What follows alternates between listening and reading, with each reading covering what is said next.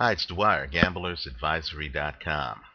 Remember, these videos are just for entertainment purposes only. The opinion you should follow in deciding which way you're going to bet your hard-earned money is your opinion. Okay, just view these videos as a second opinion from a guy next to you in the bar. Let's talk about what's coming up in 2 days. It's Tomasz Adamek against Michael Grant. Now, the odds are very lopsided, the odds I've seen, and you want to measure these against your casino. The odds I've seen is Adamek to win this fight by a minus 1,500. What that means is the odds makers believe that if these two men fought 16 times, that 15 out of the 16 would be won by Tomasz Adamek. Right? Michael Grant is 5 years older than Tomasz Adamek. Adamek's 33, Grant is 38. And significantly, Michael Grant has only fought one round since calendar year 2008. Right? In other words, Grant has not been busy at all. And so that's something to consider.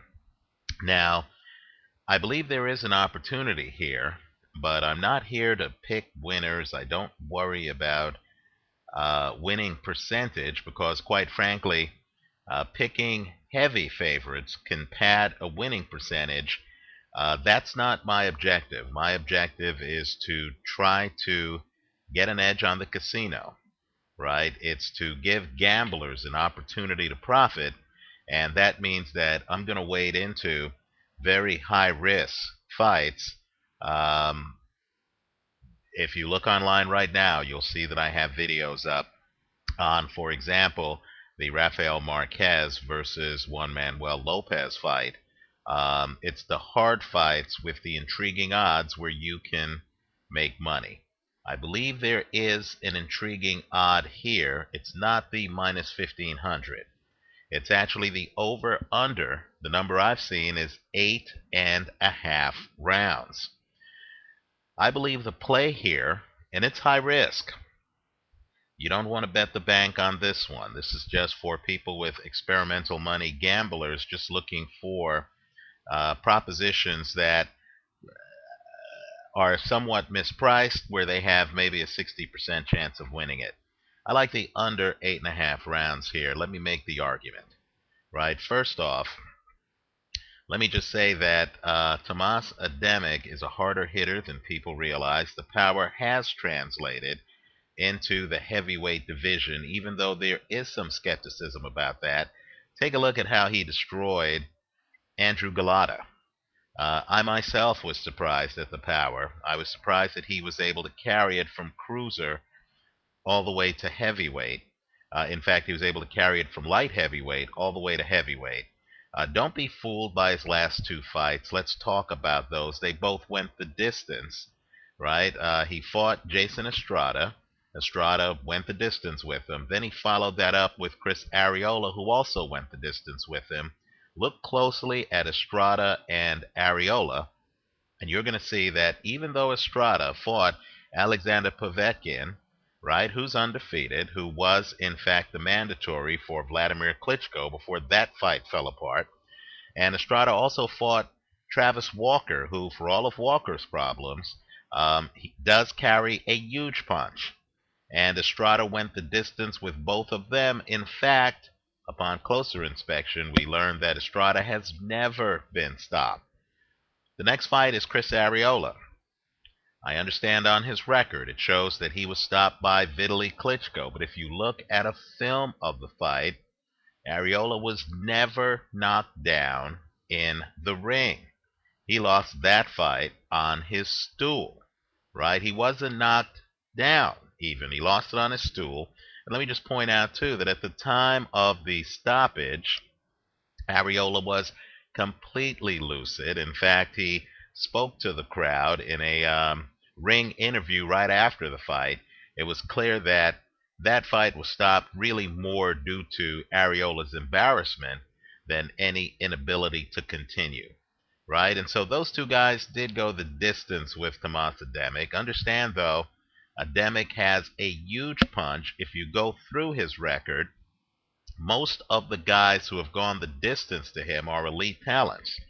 I understand that Paul Briggs right now is being widely ridiculed in boxing because of what happened in his fight against Danny Green.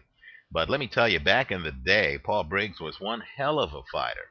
Also, Bad Chad Dawson, another guy who, there are doubts about because he recently lost to Jean Pascal. Longtime viewers know I consider Chad Dawson to be the top of the food chain in boxing. He's an elite fighter, former light heavyweight champion. And keep in mind, even though he went the distance against Adamek, he actually got dropped in that fight, had to get off the canvas to actually win that fight.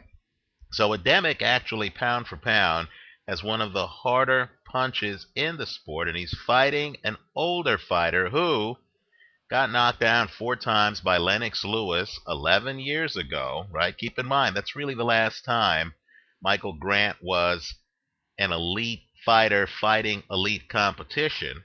And of course, Grant also got dropped 4 times by Dominic Gwynn in 2003. In fact, Grant also got dropped on the first punch in the fight by Jameel McCline. This is after he got roughed up by Lennox Lewis. The point I'm making is this: some fighters can bounce back from brutal knockdowns, but Michael Grant's not one of them. If he gets dropped, he's not going to be able to recover. I don't believe he has recuperative powers, and unfortunately, a chin is something you really can't train for, right? You can work on a lot of things in training camp, but short of just strengthening neck muscles and anticipating a punch, you really can't do much if you have a chin that, just causes you to black out. So I feel that based on age, based on history, Michael Grant is very susceptible to getting dropped. Adamek and Grant both have greater than 60% knockout ratios, even though a lot of things are going for Adamek in this fight, right? It's a hometown fight for him in a sense. It's in Newark, and Adamek is very popular. He's as popular in Newark as Jean Pascal and Lucien Boutte are in Montreal, right? You definitely want to consider the possibility, in addition to Adamek by knockout, of Michael Grant winning this fight by knockout, right? Because Grant does have a punch. He himself has a knockout ratio over 60%. While he's susceptible to getting knocked out, he also can deliver a knockout punch himself. So the over-under, in my opinion, given the history of the two fighters, is too high. It's 8.5 rounds. That means that, you win if you pick the under, if the fight ends before the halfway point of the 9th round.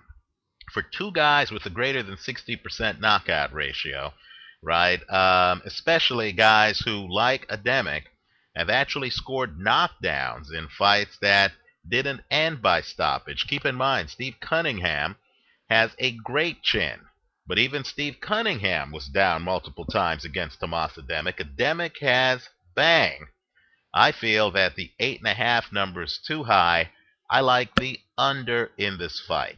But understand, as I tell people, it is high risk because, of course, Grant is much taller than Adamek. And Adamek, as he did in the Arreola fight, could decide to win this fight by long range. I doubt it. I think he comes in and takes this fight by KO. I also think Grant shows up, a 38-year-old who's only fought one round, in the last several months, isn't going to be there to try to beat Tomasz Adamek by a decision in Newark. Let me also point out, too, that whenever a fighter gets to be up there in age and isn't active in the sport, let's face it, that guy is more likely, in my opinion, to call it a day if the going gets rough, right? We've seen that in fighters like Jameel McCline. Older fighters know when they're in for a long night. I don't think Grant is going to want to take too much punishment. I like the under 8.5 rounds in this one. Let me know what you think. Leave your comments for me here on YouTube. Visit us at gamblersadvisory.com, and also leave your comments for us on the Facebook page, gamblersadvisory.com. You'll see on that page I actually try to post several videos every week that people can actually comment on. Keep in mind, you don't need me for a great boxing conversation. You'll be surprised at the high level conversation that viewers are having with each other as Facebook allows. Thanks for watching.